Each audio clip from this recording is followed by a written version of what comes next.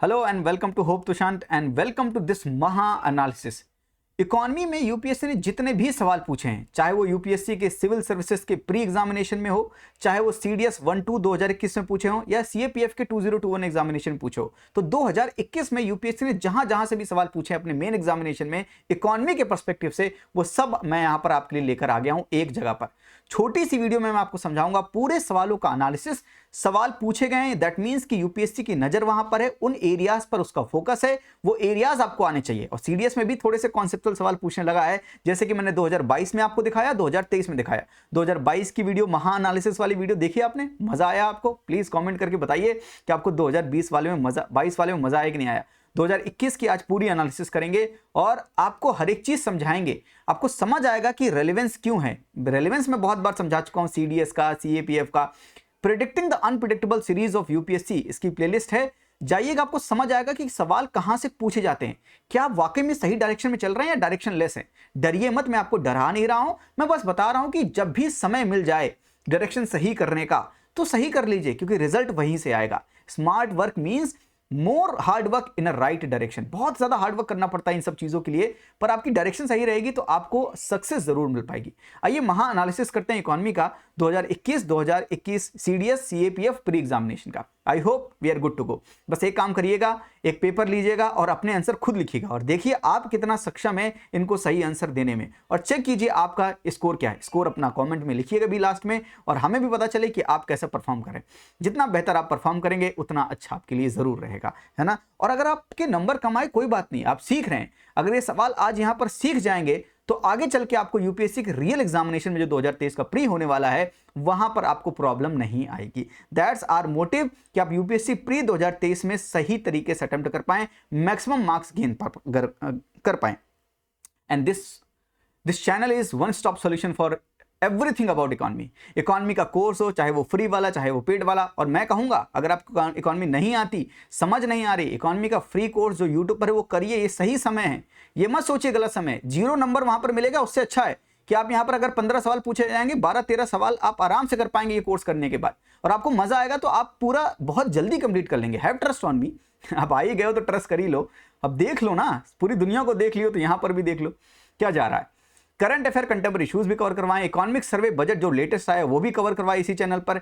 And अब हम PYQ के एनालिसिस कर रहे हैं। 2022 का हमने कर लिया, सीडीएस के 2023 का भी कर लिया था, और अब 2021 के जितने भी सवाल पूछे गए इकोनॉमी से सीडीएस सीएपीएफ यूपीएससी में, वो हम पूरा करने जा रहे हैं। One stop solution for economy. मैं अपनी तरफ से पूरी कोशिश कर रहा हूं कि आपके इकोनॉमी में बहुत अच्छे मार्क्स आए, जिस सब्जेक्ट से आपको सबसे ज्यादा डराया जाता है। आइए सीडीएस 1 2021 के सवालों के पास चलते हैं। सवाल देखिए और समझिए कितना प्यारा सवाल पूछते हैं कि कौन सा करेक्ट नहीं है। Real GDP is calculated by valuing the output of different years at a common price. Potential GDP is the real GDP that the economy would produce if it's resources were fully employed.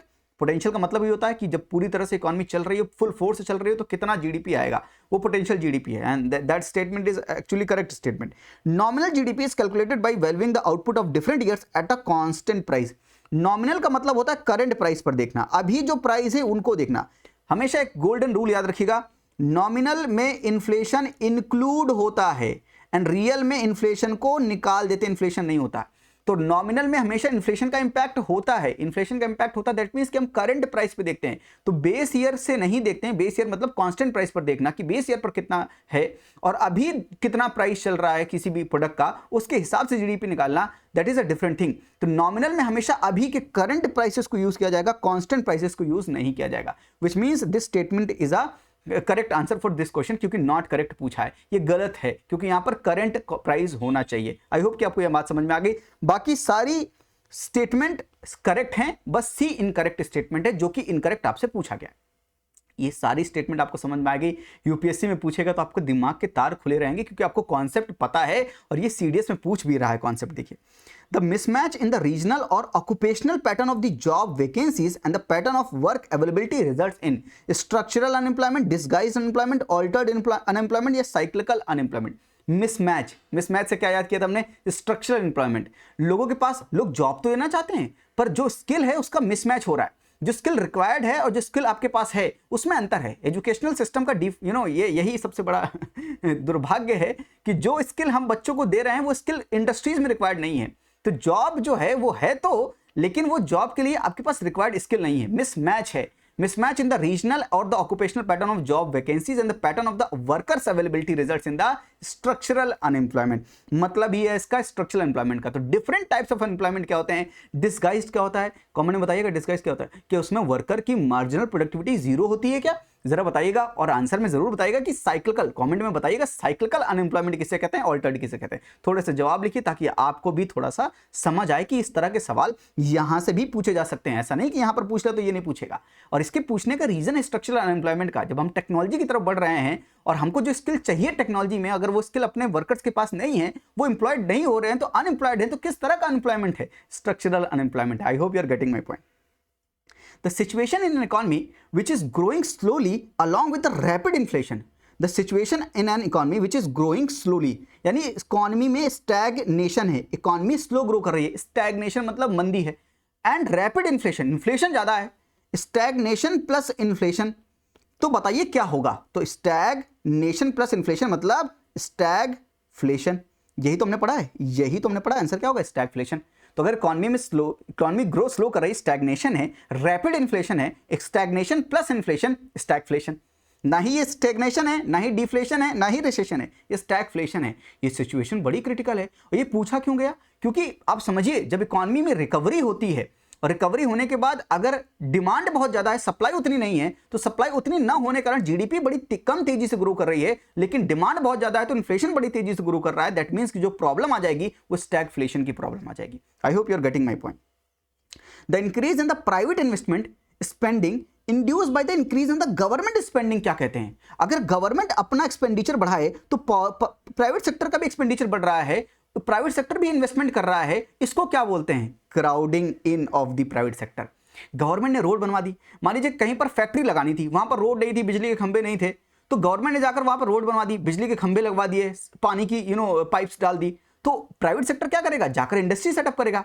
तो government ने expenditure किया तो private sector ने भी expenditure किया। तो government expenditure करने की वजह से, क्योंकि गवर्नमेंट ने ये चीज इंड्यूस की, तो प्राइवेट सेक्टर को सपोर्ट मिला वहां पर, तो प्राइवेट सेक्टर ने भी इन्वेस्टमेंट किया। इसे हम बोलते हैं क्राउडिंग इन। क्राउडिंग आउट क्या होता है कि गवर्नमेंट ने इतना मार्केट से बोरो कर लिया कि प्राइवेट सेक्टर के पास पैसा बचा ही नहीं बोरो करने के लिए। बैंकों से गवर्नमेंट ने इतना पैसा ले लिया कि अब बैंक के पास पैसा नहीं है प्राइवेट सेक्टर को देने के लिए। तो crowding out of the private sector, ये भी सवाल पूछ चुका क्राउडिंग आउट 2022 में, क्राउडिंग इन पूछा है 2021 में। देखिए आप कितना पैटर्न सिमिलर है, आप समझिए, यूपीएससी में पूछ सकता है। समझिए इस चीज को, मैं जानबूझ के आपको ये चीजें करवा रहा हूं ताकि आपको फायदा हो, कम से कम समय में कम इनपुट में मैक्सिमम आउटपुट मिले, मेरी कोशिश यही है। The excess of the total expenditure of the government over its total receipt, total expenditure minus total receipt excluding borrowing, borrowing नहीं है, is known as fiscal deficit। fiscal deficit यही तो था कि revenue expenditure plus capital expenditure, यही minus revenue receipt plus non debt creating capital receipt. याद है आपको, अगर आप मुझसे पढ़ें, non debt creating capital receipt का मतलब क्या है कि नॉन डेट बोरोइंग को हटाकर कितना कैपिटल रिसीट आया। रेवेन्यू रिसीट यानी डेली बेसिस पर, कैपिटल रिसीट यानी वंस इन अ वाइल, इसमें बोरोइंग हटा दी क्योंकि हम कभी कभी बहुत ढेर सारा पैसा बोरो करके लाते हैं, वो हटा दिया। तो non debt creating capital receipt, इसको हम बोलते क्या थे, फिस्कल डेफिसिट। डेफिसिट क्यों बोलते थे, अगर आपका एक्सपेंडिचर ज्यादा है आपके रेवेन्यू से, तो जाहिर सी बात है आपको कुछ घाटा होगा, डेफिसिट होगा। तो अगर आपने 120 रुपए का खर्चा किया है और 100 रुपए आपकी जेब में है, तो 20 रुपए का घाटा होगा। तो 20 रुपए का घाटा को क्या बोलेंगे, फिस्कल डेफिसिट। डेफिसिट बोलते हैं, एक टाइप का डेफिसिट है fiscal deficit. I hope you are getting my point. तो सिंपल सवाल पूछे हैं, बहुत कॉन्सेप्चुअल हैं ये सवाल, लेकिन अगर आपने पढ़ रखा है तो आपको दिक्कत बिल्कुल नहीं होगी। यस, द असेट और the assets that a borrower pledges in order to guarantee repayment of the loan is called. भाई अगर आपने बैंक से लोन लेने गए और बैंक ने कहा कि गारंटी के रूप में कुछ रखो, कुछ रखने को क्या बोलते हैं, कोलेटरल। आप बैंक में कोलेटरल रखेंगे, कुछ गिरवी रखेंगे, तभी बैंक आपको लोन देगा, ताकि अगर लोन पर आप डिफॉल्ट करें, बैंक जाकर आपसे आपका कोलेटरल जो है उसको बेचकर, घर आपने गिरवी रख दिया, आपने पैसा वापस नहीं किया बैंक का, तो घर जाकर बेचकर जितना पैसा आएगा बैंक अपना रिकवरी कर लेगा लोन की। वही लिखा है कि asset that a borrower pledges, एक असेट जो बोरोवर प्लेज करता है to guarantee the repayment of loan, कि मैं लोन वापस करूंगा, उसको क्या बोलेंगे, collateral. Simple, yes, okay. The percentage by which the money the borrower pays back exceeds the money that the borrower was the money that was borrowed is called। आपने 100 रुपए लिया था, अब आपको 120 रुपए पे करना पड़ गया, यही लिखा है। तो जितना ज्यादा हो गया इसको आप क्या बोलते हैं, ये इंटरेस्ट रेट ही तो आपने पे किया, तो नॉमिनल इंटरेस्ट रेट आपने पे किया, answer is nominal interest rate. Yes, real होता तो क्या होता, उसमें इन्फ्लेशन का इंपैक्ट हटाते, यहां पर ऐसी तो बात नहीं की है। उसने बोला है कि percentage by which the money borrower page back exceeds the money that was borrowed, जितना पैसा लिया था और जितना आपने पे किया, जितना एक्सीड हो गया उसको क्या बोलेंगे, नॉमिनल इंटरेस्ट रेट बोलेंगे। सिंपल सवाल है, लेकिन देखिए लैंग्वेज देखिए, आपको फंसाने के लिए दिया है। Which one of the following is not a function of money, money का फंक्शन नहीं है। मनी वैल्यू स्टोर कर सकती है, मनी की पैसा 100 रुपए है तो 100 रुपए की वैल्यू स्टोर है।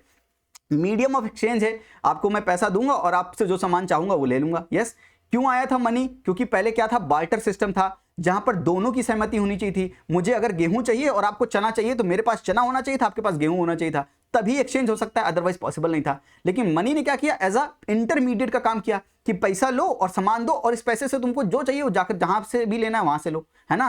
तो आप ये कॉन्सेप्ट आप जानते हैं। ये यूनिट ऑफ अकाउंट भी है, use as unit of account, पर ये regulating, use for regulating consumption को रेगुलेट करने के लिए मनी का इजाद नहीं है, ये इसका फंक्शन नहीं है, बाकी तीनों इसका फंक्शन है। I hope you are getting my point. तो answer is D. The situation where equilibrium level of real GDP falls short of the potential GDP is known as, potential का मतलब समझिए आप, पोटेंशियल का मतलब है कि आप एक दिन में कितना पढ़ सकते थे, आप 15 घंटे पढ़ने का आपका पोटेंशियल है, पर एक्चुअल में आप पढ़ कितना पाए, केवल 8 घंटे। तो ये जो गैप है इसको क्या बोलेंगे, पोटेंशियल गैप। तो ऐसे जीडीपी हमारी कितनी तेजी से ग्रो कर सकती थी, दैट इज पोटेंशियल जीडीपी, हम कहां पहुंच सकते थे, लेकिन कितना पहुंच पाए, दैट इज रियल जीडीपी। दोनों के बीच का गैप क्या होगा, रिसेशनरी, रिसेशन आ गया ना, उतना आपने कर नहीं पाए ना, उतना रिसेशन, स्लो डाउन है ना, इसका मतलब एक कैसा गैप है, रिसेशनरी गैप है। इसलिए इन चीजों को याद रखिएगा। रिसेशनरी से भी पूछा है, इन्फ्लेशनरी से भी सवाल पूछा है, आगे दिखाऊंगा अभी, सीडीएस 2 में इन्फ्लेशनरी से सवाल पूछा है, आपको अभी दिखाता हूं। तो equilibrium level of real GDP falls short of potential GDP, जितना होना चाहिए तो उससे कम है, तो गैप है ना, कम हुआ ना, तो थोड़ी सी मंदी है ना, तो रिसेशनरी गैप बोलते हैं इसको।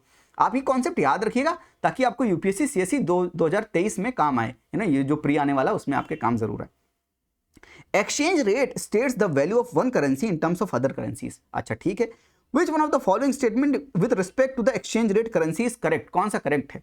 Floating exchange rate are rates in which the government interfere, floating में कोई भी इंटरफियरेंस नहीं होता है, ना ही गवर्नमेंट का, ना ही आरबीआई का, किसी का इंटरफेरेंस नहीं होता। फ्लोटिंग मतलब है कि जो डिमांड है, जो सप्लाई है, उसके हिसाब से मार्केट डिटरमाइंड प्राइसेस होंगे। यस, ये स्टेटमेंट गलत है।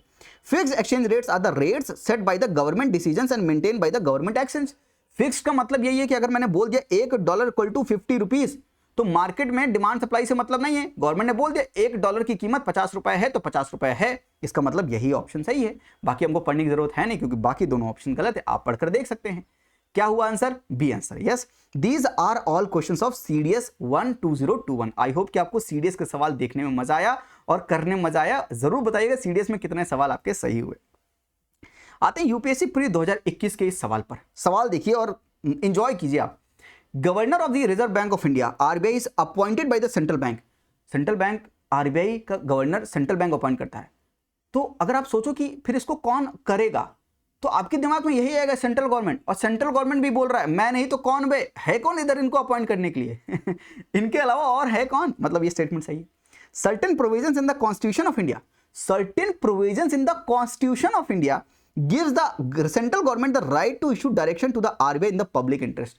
तो फिर भैया हमने RBI एक्ट 1934 क्यों बनाया है, RBI एक्ट करके क्यों बना के बैठे हैं। फिर अगर सब कुछ हम कॉन्स्टिट्यूशन ऑफ इंडिया में लिख देंगे, और आपने अगर कॉन्स्टिट्यूशन का डॉक्यूमेंट पढ़ा हो, इतनी चीजें पहले से हैं, अगर हर एक छोटी छोटी माइन्यूट चीजें लिखने लगेंगे तो कैसे काम चलेगा। और जाहिर सी बात है यूपीएससी में ट्रैप क्या है, पॉलिटी में according to constitution, according to provisions in the constitution of India, ये ट्रैप है। अब ये ट्रैप समझ गए होंगे अगर आपने ढंग से पीवाईक्यू का एनालिसिस किया है। You have to understand the mindset of the examiner. जब तक माइंडसेट समझेंगे नहीं तब तक आप घेरे रहेंगे बहुत चीजों से, और आपको ये जो डायरेक्शन लेस पढ़ाई होगी ये आपको सहायता नहीं करेगी, हेल्प नहीं करेगी। हमेशा पीवाईक्यू को देखिए, वो आपको डायरेक्शन सही देंगे कि चलना कहां पर है। तो स्टेटमेंट ये गलत है, दूसरा गलत है, आंसर अपने आप आ गया 1 और 3। The governor of RBI draws his powers from the RBI act. देखो ये स्टेटमेंट और ये दूसरा स्टेटमेंट आप देखिए किस तरह से कॉन्ट्रडिक्टरी है, दोनों कॉन्ट्रडिक्टरी है। अगर आरबीआई एक्ट से गवर्नर की पावर ड्रॉ हो रही है तो जाहिर सी बात है जो भी दिया होगा आरबीआई एक्ट में दिया होगा, कॉन्स्टिट्यूशन ऑफ इंडिया में देने की जरूरत नहीं है। आंसर इज 1 और 3। आप यूपीएससी के सवाल देखिए आप यूपीएससी के सवाल इकोनॉमिक रिसेशन के बारे में पूछ रहा है कि गवर्नमेंट को क्या स्टेप्स लेने चाहिए। Which among the following steps is most likely to be taken at the time of economic recession?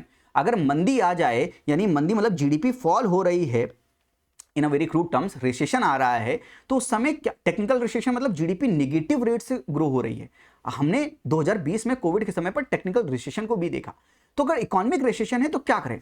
Economic recession, GDP को बूस्ट करना है तो जीडीपी का फॉर्मूला आपको याद है गाइस, क्या है जीडीपी का फॉर्मूला? माफ कीजिएगा, जीडीपी का formula GDP equal to expenditure method से C plus I plus G plus N X. Yes, अब जीडीपी अगर कम हो रही है, इसको बूस्ट करना है हमको, तो ये तो कंजम्पशन बढ़ा दो, ये तो इन्वेस्टमेंट बढ़ा दो, ये तो गवर्नमेंट स्पेंडिंग बढ़ा दो, ये तो अपने एक्सपोर्ट्स बढ़ा दो, कुछ तो करना पड़ेगा। अगर हमको कंजम्पशन बढ़ाना है, इन्वेस्टमेंट बढ़ाना है, तो करना क्या पड़ेगा? लोगों के हाथ में डिमांड बढ़ा दो तो कंजम्पशन बढ़ जाएगा। अगर माफ कीजिएगा कोई बात नहीं, लाइट चली गई है लेकिन हम कंटिन्यू करेंगे, लाइट अपने आप आ भी जाएगी, आप टेंशन मत लीजिए, है ना। तो जीडीपी जो है अगर कम हो रही है, अगर कंजम्पशन हमको बढ़ाना है, तो कंजम्पशन बढ़ाना है तो हमें डिमांड को पुश करना पड़ेगा, डिमांड बढ़ानी पड़ेगी। अगर हमें डिमांड बढ़ानी है तो सिंपल सा काम हमको क्या करना है कि ऐसे पॉलिसीज फॉलो करनी है जिससे डिमांड बढ़े। दूसरी चीज है तो हम इन्वेस्टमेंट को बढ़ा सकते हैं। अगर इन्वेस्टमेंट बाय प्राइवेट फर्म्स बढ़ाना है तो सिंपल से एक काम करें, बैंकों के इंटरेस्ट रेट को कम कर दें। अगर बैंक के इंटरेस्ट रेट कम हो जाएंगे तो लोग ज्यादा लोन लेंगे, अगर लोग ज्यादा लोन लेंगे तो कंजम्पशन भी ज्यादा करेंगे और इकोनॉमी में इन्वेस्टमेंट भी ज्यादा करेंगे। यानी अगर रिसेशन से बचना है तो गवर्नमेंट को एक्सपेंशनरी फिस्कल पॉलिसी फॉलो करना चाहिए, खूब ढेर सारा लोगों को काम देना चाहिए ताकि उनके हाथ में पैसा है, वो डिमांड क्रिएट करें। और बैंकों को इंटरेस्ट रेट अपने कम करने चाहिए। बैंकों को इंटरेस्ट रेट अगर आप कम करेंगे तो बैंक लोन चीपली देगा। अगर रेपो रेट कम होगा, आरबीआई अपना रेपो रेट कम कर ले तो बैंक अपना लेंडिंग रेट कम कर लेंगे। बैंक अगर चीप लोन देंगे लोगों को तो लोगों के हाथ में पैसे ज्यादा आएंगे, और लोगों के हाथ में पैसा ज्यादा आएंगे तो लोग ज्यादा क्या करेंगे? इन्वेस्टमेंट करेंगे, तो इन्वेस्टमेंट बढ़ जाएगा तो जीडीपी हमारी बूस्ट हो जाएगी। दोनों कॉम्बिनेशन जहां पर मिल जाए वो सही है। Cut in the tax rate, अच्छी बात है, टैक्स रेट में कम होगा, टैक्स रेट कम होंगे तो लोगों के हाथ में ज्यादा पैसा होगा, ज्यादा पैसा होगा तो लोग ज्यादा डिमांड करेंगे, तो अच्छी बात है। Accompanied bye the increase in the interest rate, अरे बाप रे, इंटरेस्ट रेट बढ़ा दोगे तो लोन कॉस्टली हो जाएंगे, कॉस्टली हो जाएंगे तो कोई लोन लेगा नहीं, तो जीडीपी बूस्ट नहीं हो पाएगी, तो ये नहीं हो सकता। Increase in the expenditure of the public projects, अगर ये करेंगे तो ठीक है। Increase in the expenditure of the public projects, अगर ये करेंगे तो लोगों के हाथ में पैसा आएगा, पैसा आएगा तो डिमांड करेंगे तो जीडीपी बूस्ट होगी, मतलब ये हो सकता है। Increase in the tax rate accompanied by the reduction in the interest rate, reduction in the interest rate ठीक है, लेकिन अगर टैक्स रेट बढ़ा दोगे, अगर जो आदमी पहले 100 रुपए में अगर 100 रुपए कमाता था तो 20 रुपए टैक्स का भरता था, अगर आपने टैक्स रेट बढ़ा दिया, अब वो 50 रुपए टैक्स का भरता है, तो उसके पास कम पैसे बचे अपने हाथ में, जिसकी वजह से वो डिमांड कर पाएगा, डिमांड कम करेगा तो उसकी वजह से क्या होगा? उसकी वजह से इकोनॉमी में जीडीपी जो है ग्रो नहीं कर पाएगी, मतलब सी भी ठीक नहीं है। And reduction in the expenditure on the public project, अगर पब्लिक प्रोजेक्ट्स में आपने रिडक्शन एक्सपेंडिचर कम कर दिया, आपने कॉन्ट्रैक्शनरी फिस्कल पॉलिसी फॉलो करने लगे, तो प्रॉब्लम यह है कि लोगों को आप जॉब नहीं देंगे, हाथ में पैसा नहीं होगा, तो डिमांड नहीं करेंगे तो जीडीपी बूस्ट नहीं होगा, यानी ये भी नहीं हो सकता। Answer is B. तो मैंने चारों आपको ऑप्शन समझा दिए, पीछे का कॉन्सेप्ट, पीछे का रैशनल भी समझा दिया। आई होप कि आपको समझ में आ रहा है। Yes, Indian government bond yield are influenced by, bond yield किससे इन्फ्लुएंस होंगी? Action of the US federal reserve, अगर यूएस का फेडरल रिजर्व लेट से अपने इंटरेस्ट रेट को बढ़ा देगा, अगर वो अपने इंटरेस्ट को बढ़ाएगा तो क्या होगा? वहां पर यूएसए में इन्वेस्टमेंट अच्छा हो जाएगा, रिटर्न अच्छे मिलेंगे वहां पर, तो इंडिया में जितने भी फॉरेन पोर्टफोलियो इन्वेस्टर्स होंगे वो अपना सारा पैसा निकाल के ले जाएंगे। तो पैसा निकालेंगे कहां से? वो शेयर मार्केट में शेयर्स बेच देंगे, बॉन्ड मार्केट में बॉन्ड बेच देंगे, अपना पैसा निकालेंगे और अपने देश चले जाएंगे। अगर वो बॉन्ड बेचेंगे तो बॉन्ड की सप्लाई बहुत ज्यादा बढ़ जाएगी, बॉन्ड की डिमांड कम है, सप्लाई ज्यादा बढ़ गई तो बॉन्ड के प्राइस कम हो जाएंगे, तो बॉन्ड यील्ड बढ़ जाएगी। यानी ये एकदम करेक्ट है, ये तो हम वैसे भी पढ़ते हैं कि बॉन्ड यील्ड बढ़ सकती है अगर यूएस फेडरल रिजर्व अपने इंटरेस्ट बढ़ाए। तो उसमें ये लिखा नहीं कि कैसे इन्फ्लुएंस तो हो ही सकता है, इन्फ्लुएंस पूरा कैसे होगा मैंने वो भी एक्सप्लेन कर दिया। Actions of the reserve bank of India, reserve bank of India का जो भी एक्शंस होगा उसकी वजह से, अगर रिजर्व बैंक ऑफ इंडिया अपने रेपो रेट बढ़ा दे तो बैंक अपना लेंडिंग रेट बढ़ा देगा। अगर बैंक अपना लेंडिंग रेट बढ़ा देगा तो जाहिर सी बात है जो बॉन्ड यील्ड है, जो गवर्नमेंट सिक्योरिटीज में लोग इंटरेस्ट रेट दे रहे हैं, वो इंटरेस्ट रेट चेंज होंगे, जिसकी वजह से बॉन्ड की डिमांड सप्लाई में चेंज आएगा, जिसकी वजह से बॉन्ड प्राइस पर असर पड़ेगा, उसकी वजह से बॉन्ड यील्ड इफेक्ट होगा। यहां पर इन्फ्लुएंस ही तो लिखा है, इन्फ्लुएंस तो कर ही सकता है। Inflation and short term interest rate, वही अगर इंटरेस्ट रेट सेम, अगर इंटरेस्ट रेट जैसा होगा, लेट्स से अगर बैंक अपना इंटरेस्ट रेट 7% दे रहा है, बैंक बोल रहा है कि मैं आपको 7% इंटरेस्ट रेट दूंगा आपके इन्वेस्टमेंट पर, लेट्स से सेविंग रेट 7% है, और अगर गवर्नमेंट सिक्योरिटीज आपको 8% नहीं देगी, तब तक आप क्या बोलोगे कि मैं बैंक में ही ना पैसा जमा करवा दूं। इसका मतलब जो भी इंटरेस्ट रेट बैंकों के होंगे उससे ज्यादा ही होने चाहिए गवर्नमेंट सिक्योरिटीज के। एकदम क्रूड एग्जांपल में, अगर आप ज्यादा ऑफर नहीं करेंगे या प्राइवेट सेक्टर जो है वो ज्यादा interest rate government private securities जो बॉन्ड है उसमें ऑफर नहीं करेगा, तो उसकी वजह से क्या होगा?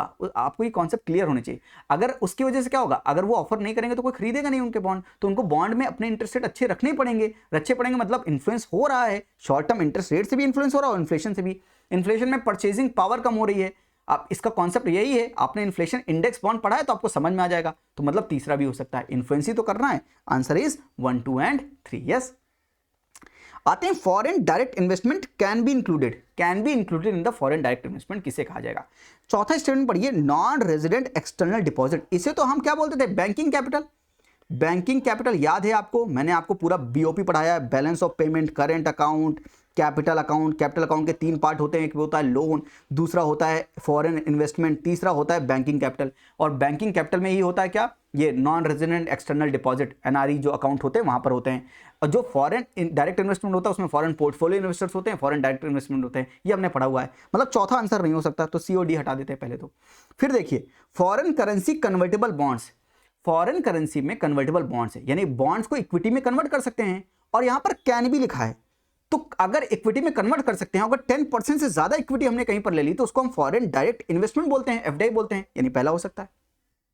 Foreign institutional investment with certain condition, ये सर्टेन कंडीशन आपको अज्यूम करनी पड़ेगी। क्यों यहां पर कैन लिखा है, यहां पर लिखा नहीं कि ये होगा ही होगा, कैन बी इंक्लूडेड। तो अगर फॉरेन इंस्टीट्यूशनल इन्वेस्टमेंट जो है, अगर उन्हें 10% से ज्यादा किसी कंपनी में शेयर्स ले लिए, दैट मींस कि वो क्या है, एफडीआई है, एफपीआई नहीं है, मतलब ये भी हो सकता है। एंड जीडीआर तो हो सकता है, अगर आपको कॉन्सेप्ट नहीं पता है तो अभी तो मैं बता नहीं सकता, लेकिन अगर आप इकोनॉमी का कोर्स करेंगे तो आपको जीडीआर एडीआर जो है वो सारे समझ में आ जाएंगे। ग्लोबल डिपॉजिटरी रिसीट क्या होता है, अमेरिकन डिपॉजिटरी रिसीट क्या होता है, ये उनके स्टॉक मार्केट में जाकर काम करने से पैसा रेस करने के तरीके होते हैं। एफडीआई करने का भी तरीका होता है, पैसा रेस करना है, अगर 10% से ऊपर रेस कर लोगे तो एफडीआई हो जाएगा। सिंपल सी बात यह है, किसी भी कंपनी में 10% से ऊपर का इन्वेस्टमेंट एफडीआई, सिंपल क्रूड है ना। तो 1, 2, 3 इसका आंसर होना चाहिए, 1, 2 एंड 3।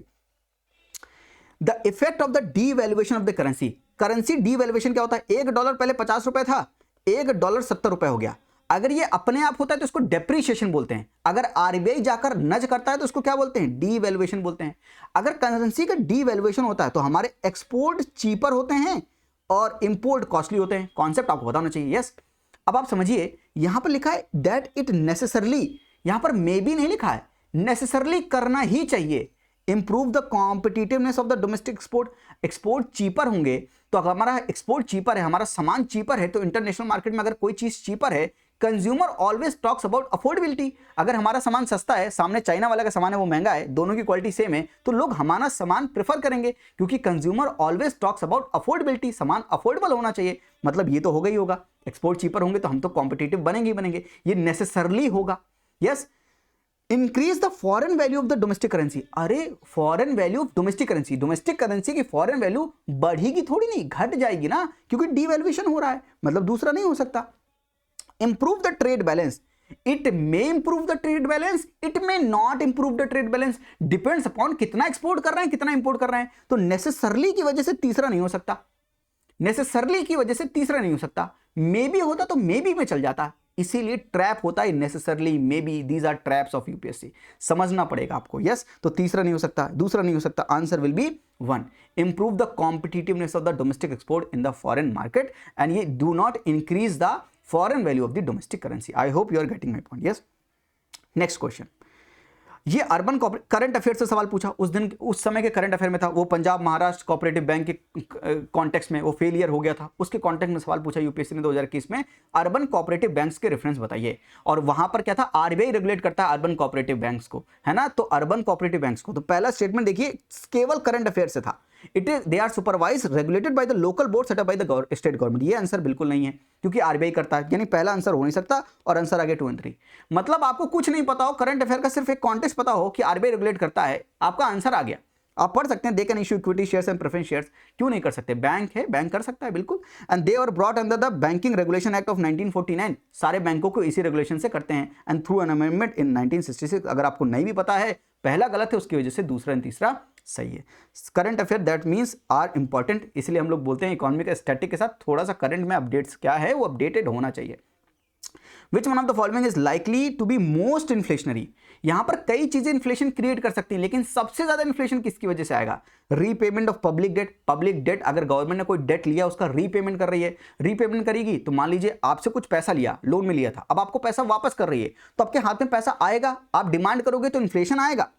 लेकिन क्या ये मोस्ट होगा कि नहीं होगा, ये चेक करना पड़ेगा। मोस्ट इन्फ्लेशनरी नहीं होगा, क्योंकि अभी आप बताऊंगा क्यों नहीं होगा। Borrowing from a public to the finance of budget deficit, अगर पब्लिक से पैसा बोरो कर लिया तो पैसा खींच ही लिया। मेरे पास 100 रुपए था, गवर्नमेंट ने कहा कि 50 रुपए दे दो लोन में, हमने कहा ले लो भाई। अब मेरे पास 50 ही बचे तो मैं डिमांड कम करूंगा ना, तो इससे तो इन्फ्लेशन नहीं आएगा। I hope you are getting my point. Borrowing from a bank to finance a budget deficit. अब गवर्नमेंट ने बैंक से पैसा ले लिया, बैंक से पैसा ले लिया तो हो सकता है एक आप अज्यूम कर सकते हैं, गवर्नमेंट ने बैंक से पैसा लिया, खूब देर से एक्सपेंडिचर करेगी तो लोगों के हाथ में पैसा आएगा तो लोग डिमांड करेंगे तो इन्फ्लेशन आ सकता है। लेकिन क्या वो मोस्ट इन्फ्लेशनरी होगा? अगेन पॉइंट ऑफ थिंक, आप सोच सकते हैं उसमें। लेकिन जिसे हम बोलते हैं monetized deficit, creation of new money to finance a budget deficit. अगर आप रुपया छाप रहे हैं, आरबीआई रुपया छाप रहा है तो मनी का इंजेक्शन कर रहा है, न्यू मनी का, मनी मल्टीप्लायर का इफेक्ट होगा, मनी होगा तो नया पैसा जब छप के आएगा, अभी तक तो सेम पैसा था जो घूम रहा था, लेकिन अब नया पैसा इकोनॉमी में डाला जा रहा है जिसकी वजह से इन्फ्लेशन बहुत ज्यादा आएगा। मोस्ट इन्फ्लेशनरी होता है creation of new money to finance a budget deficit. ये 2013 का रिपीटिशन वाला सवाल है, आई होप कि 2013 का आप देख लीजिएगा। दिस इज एग्जैक्ट पीवाईक्यू, जो सवाल पूछा है यूपीएससी ने पहले, exact line to line same सवाल पूछा है।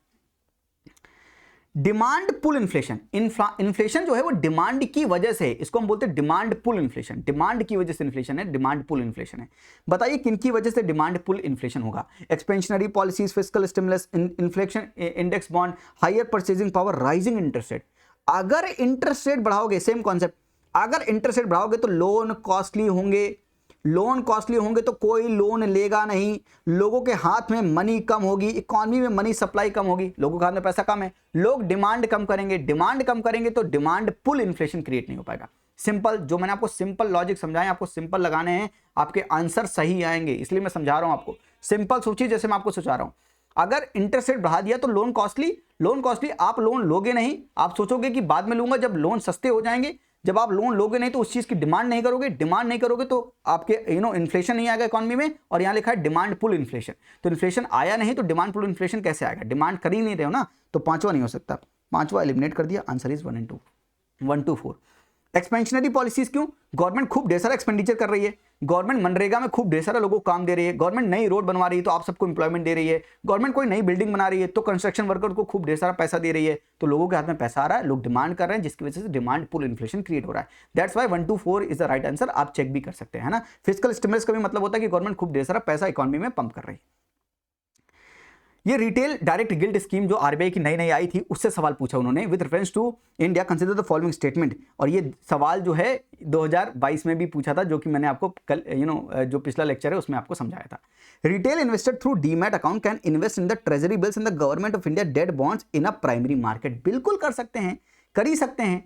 And negotiated dealing system order matching is a secondary platform. Yes, इसको भी कर सकते हैं, ये दोनों आरबीआई के पास है।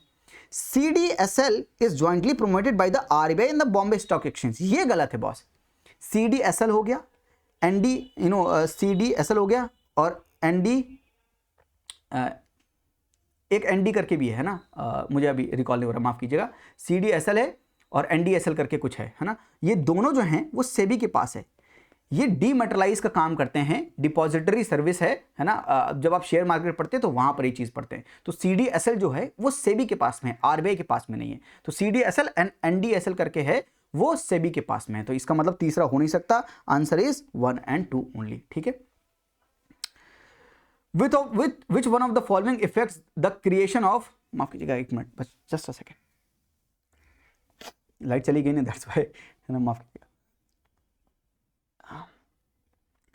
Which one of the following effects of creation of black money in India has been main cause of worry to government of India? Black money की वजह से होता क्या? गवर्नमेंट को पैसा आता नहीं टैक्स के रूप में, क्योंकि वो ब्लैक मनी है, काला मनी है, उसका टैक्स नहीं पे किया गया, तो loss of revenue to the state exchequer due to the tax evasion. Tax evasion करने से गवर्नमेंट का टैक्स रेवेन्यू कम हो जाता है, क्योंकि ब्लैक मनी का मतलब यही है, सबसे ज्यादा मेन इंपैक्ट यही है। तो 4 ऑप्शन में सबसे मोस्ट अप्रोप्रिएट कौन सा है?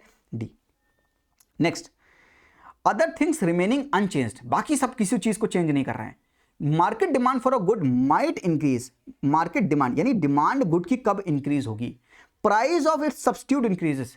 मान लीजिए चाय पीते थे, कॉफी के प्राइस बढ़ गए, तो जो कॉफी पीने वाले थे वो भी चाय पीने लगे, तो उसकी डिमांड बढ़ सकती है। इसे लिखा है माइट इंक्रीज, नेसेसरली नहीं लिखा है, माइट लिखा है। तो अगर कॉफी पीने वाले लोग थे, कॉफी के प्राइस ज्यादा हो गए तो चाय पर शिफ्ट हो जाएंगे, तो यहां पर इंक्रीज हो सकता है, क्योंकि सब्स्टिट्यूट है। Price of its complement increases, कोई चीज कॉम्प्लीमेंट्री है कि आपको चाहिए उसके साथ, अगर उसका प्राइस बढ़ जाएगा तो आप ये चीज भी पीनी छोड़ दोगे। समझ रहे हो आप मेरी बात? अगर आपको साथ में ए के साथ कोई बी सामान चाहिए लेकिन बी के प्राइस बढ़ गए हैं क्योंकि बी जरूरी है ए के साथ, तो आप ए का भी डिमांड कम करोगे, तो ये नहीं हो सकता, दूसरा नहीं हो सकता, पहला आंसर है। तीसरा, good is an inferior good and the income of the consumer increases. पहले मेरी इनकम थी 100 रुपए, मैं चाय पीता था 10 रुपए वाली, अब मेरी इनकम है 1 लाख रुपए, तो मैं भैया 50 रुपए की कॉफी भी पी सकता हूं, तो पी सकता हूं, यानी चाय की डिमांड नहीं करूंगा, तो डिमांड चाय की कम हो जाएगी, यानी तीसरा भी नहीं हो सकता। अगर किसी भी सामान की प्राइस कम हो जाए, चाय 10 रुपए की थी 5 रुपए की हो जाए, मैं चाय की डिमांड और ज्यादा करने लगूंगा, पहले 1 चाय पीता था मैं 2 चाय पीने लगूंगा, यानी डिमांड बढ़ जाएगी। तो किसी भी सामान के अगर प्राइस कम होते हैं, क्योंकि consumer always talks about affordability, जितना सामान अफोर्डेबल होगा उतना ज्यादा वो डिमांड करता है उन सामानों की, तो चौथा भी होगा क्योंकि इसकी डिमांड इंक्रीज हो सकती है। तो 1 and 4 will be the correct answer. Yes, आप रुक कर इनके सवालों के जवाब खुद से सोच रहे हैं ना भाई, क्योंकि एट द एंड आपको लगाने में, तो आपको बस एक्सप्लेन कर रहा हूं। In India central banks function as the lender of the last resort usually refers to which of the following. बैंकों के लिए बैंक कौन है? RBI. Lender of the last resort, बैंकों को जब कहीं से पैसा नहीं मिलता तो कौन पैसा देगा? आरबीआई। तो किसके रेफरेंस में है? बैंक के रेफरेंस में। Lending to trade and industry bodies when they fails to borrow from the other sources, इनके लिए तो है नहीं। Providing liquidity to the banks having a temporary crisis, इन्हीं के लिए तो है। बैंक के लिए जब क्राइसिस आए तो बैंक किसके पास जाएगा? आरबीआई के पास जाएगा। Lending to the government to finance a budgetary deficit, government के लिए है नहीं, है ना, तो गवर्नमेंट का बैंक है लेकिन गवर्नमेंट के लिए lender of the last resort का काम नहीं करता। गवर्नमेंट का डेट मैनेजर है, गवर्नमेंट का जितना भी डेट मैनेज करना होता है, कहां से पैसा आएगा, वो सब आरबीआई करता है। यस, तो दूसरा हो सकता है, answer is 2 only. Last question of 2021, money multiplier in economy increases which one of the following. Money multiplier किससे बढ़ता है? अगर लोगों की बैंकिंग हैबिट बढ़ा दो तो बढ़ेगा ही बढ़ेगा। Banking habit of the population, this is also a repetition of the UPSC previous year questions. Population बढ़ने से जरूरी नहीं है कि बैंकिंग हैबिट बढ़ेगी, बैंकिंग हैबिट बढ़ने से ही मनी मल्टीप्लायर बढ़ सकता है।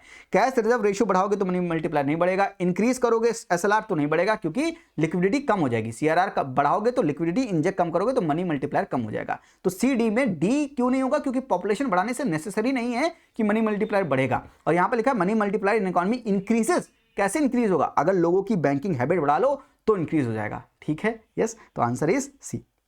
These are all questions of UPSC pre 2021। CDS number 2 2021 का सवाल देखते हैं और देखते हैं इसका आंसर क्या है। Which one of the following may lead to movement along the demand curve of a commodity.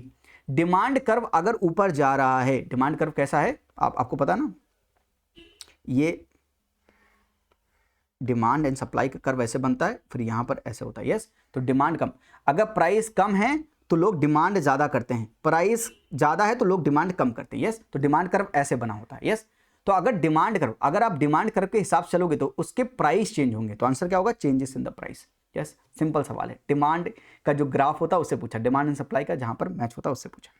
Which one of the following is the opportunity cost of chosen activity? Opportunity cost होती क्या है? मैं simple समझाता हूं। अगर आप ये video अभी देख रहे हैं, which means कि आप ये काम अभी कर रहे हो, अगर ये काम नहीं करते तो आप क्या कर रहे होते? लेट्स से आप घर में बैठ के पढ़ाई कर रहे होते, क्योंकि आप ये वीडियो देख रहे हो और घर में बैठ के कोई दूसरा सब्जेक्ट नहीं पढ़ पा रहे हो, तो जो दूसरा अल्टरनेटिव है उसको आप लूज कर रहे हो। That is your opportunity cost to see this video.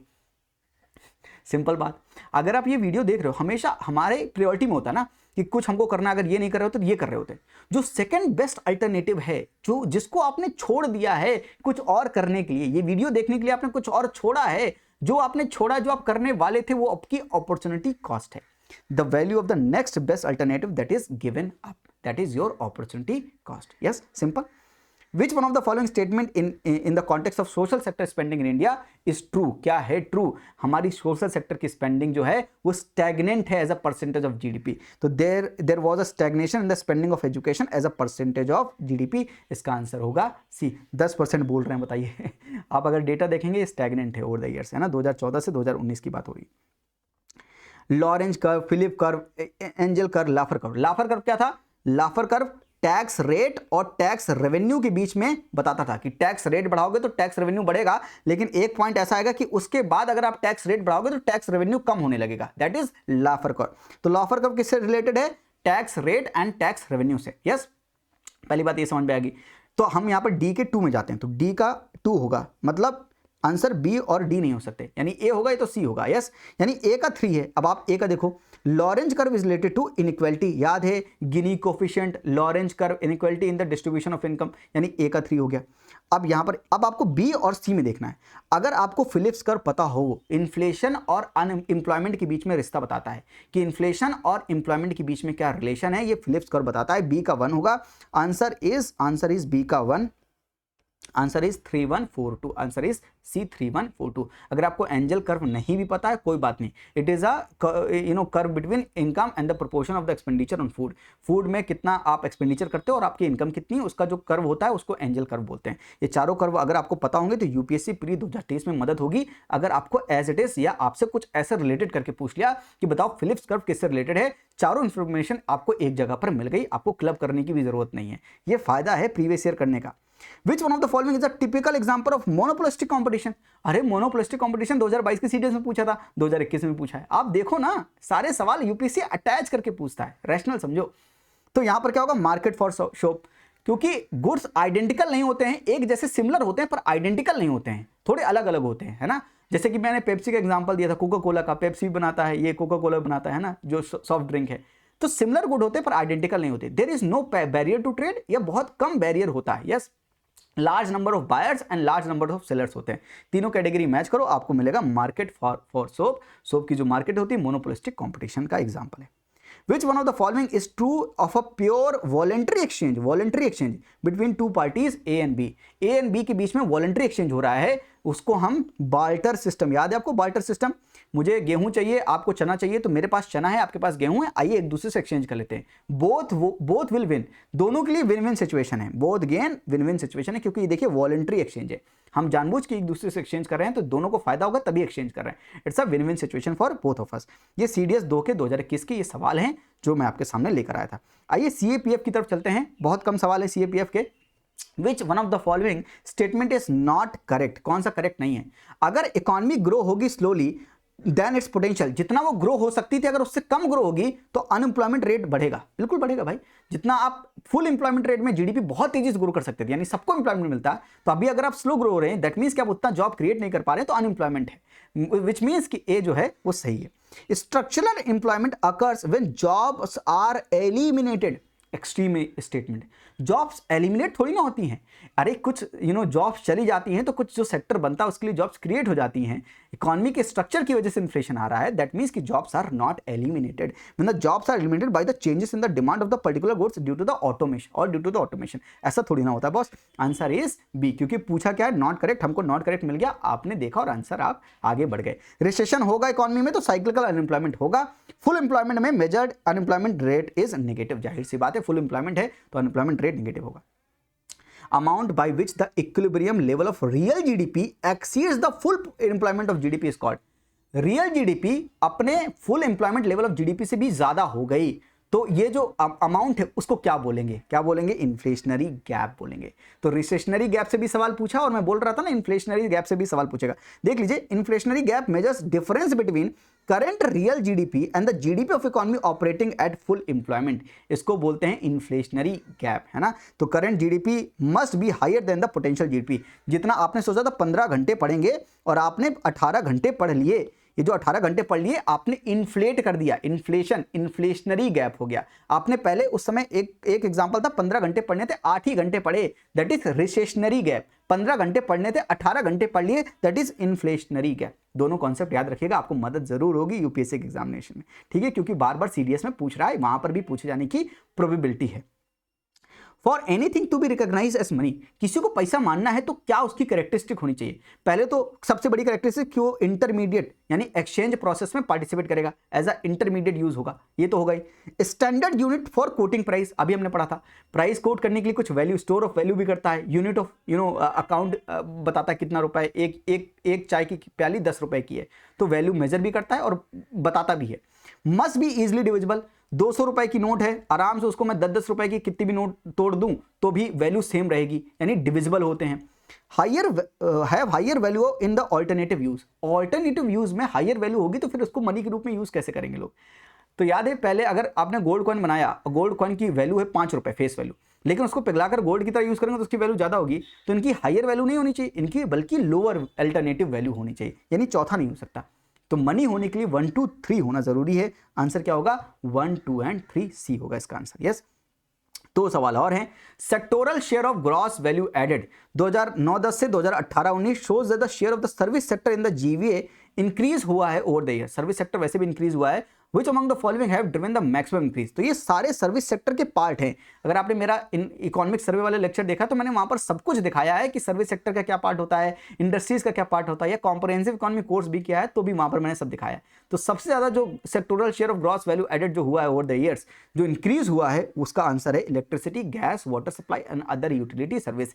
क्योंकि यही है, कोविड के दौरान भी ये निगेटिव नहीं हुआ था। इलेक्ट्रिसिटी, गैस, वाटर सप्लाई भी कोविड के दौरान, मैं आपको इन्फॉर्मेशन अलग दे रहा हूं, एक्स्ट्रा दे रहा हूं कि ये इतना रेजिलियंट है कि इलेक्ट्रिसिटी तो यूज करेंगे ना, गैस तो यूज करेंगे, वाटर सप्लाई तो यूज करेंगे। कोविड आने के बाद भी इनका यूज तो चल रहा था, इनकी ग्रोथ में कोई भी नेगेटिव हमने नहीं देखा।